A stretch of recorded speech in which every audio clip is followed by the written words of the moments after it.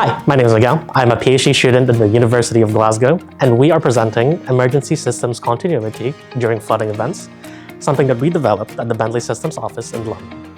Within our project, we were exploring how emergency services would continue to function in the future scenario in Glasgow. So the future scenario is that the NHS is moving towards more electric vehicles. So the ambulances are bound to be electric by 2040. And so we are looking at how they would continue to function just in case there's some extreme flooding scenario in Glasgow.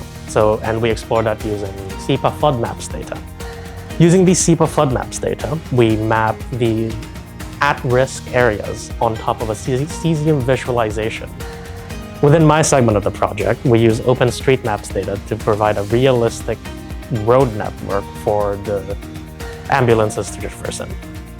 Within the dashboard, we also display some chargers acquired using real-world charger locations. In the model, ambulances avoided flooded areas, getting from point A to point B. Within the dashboard, we have a bunch of fly to buttons to some important places in Glasgow, such as the Glasgow Cathedral, the University of Glasgow, the Science Centre, and the OVO Hydro, which is one of the big event areas in Glasgow. In addition to these fly to buttons, we have random point allocations from point A to point B. So we can spawn an ambulance from somewhere in Glasgow to another point in Glasgow. And so in the middle of that, whenever the ambulance does run out of charge, it will try to find the nearest charger in the path. And so it'll redirect there and go directly into point B. With the vehicle actions, there are tracking buttons. So you can stop tracking the vehicle. So you can fly around in Glasgow, check out some of the landmarks if you want to, and also look at the flooded areas. And also you can, once you're done doing that, you can go and track vehicle again and see where the vehicle is. Before, we also allow the fleet manager to view the status of the charging stations. So maybe you can see the markers there if you get to car. So those are the charging stations, and by clicking on the markers, we can actually see the status and the output of the charging stations. And if you see down there the pink part of the city, this is an area of the city that has been flooded, and our ambulance is trying to avoid this area to go to its destination. Hi, my name's Andrew Goodsell. I'm a research assistant at the Transit Research Hub at the University of Glasgow. As part of the Cesium Spring School, my team developed an interactive, immersive prototype to explore SEPA flooding data over 3D Google Maps tiles. What you can see in the video is different levels of flooding data overlaid over the Glasgow City Region. You can zoom in to specific areas to see the effects of flooding in certain zones.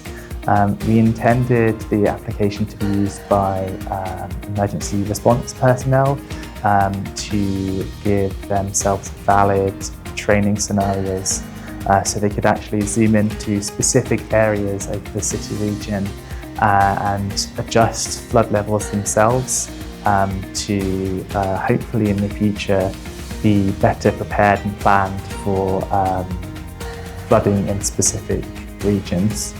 So in the prototype you can select areas of interest. In order to do that, you click on a specific area in the map, which records the GPS coordinates, and using those coordinates, it zooms you into a one-to-one representation of that specific area, where you can adjust the flooding levels accordingly. We use the Cesium for Unity plugin, which means that we can stream in the 3D Google photorealistic tiles at runtime. Some challenges that we had to overcome were namely the really short period we had to develop these prototypes.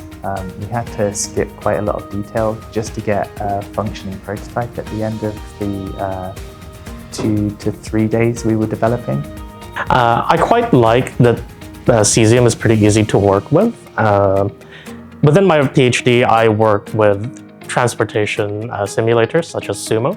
And I have thought about making an interface that translates the positions of these vehicles from the Sumo simulator into Cesium, so we have a more realistic 3D visualization of the transport network, which I think would be pretty good for stakeholder engagement. Within the development period of the Cesium Spring School, we only had 3 days to do it.